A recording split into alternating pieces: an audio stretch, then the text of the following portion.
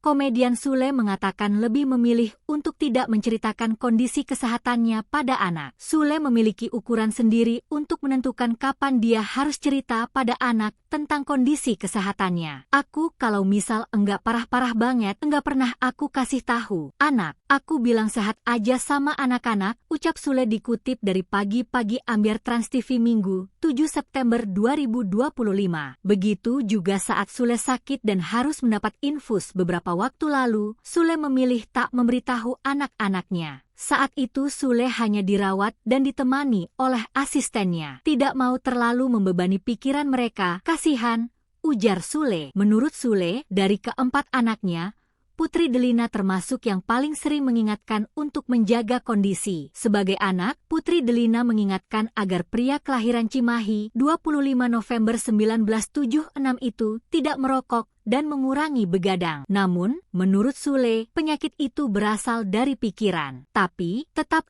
penyakit itu datangnya dari pikiran, ujar Sule.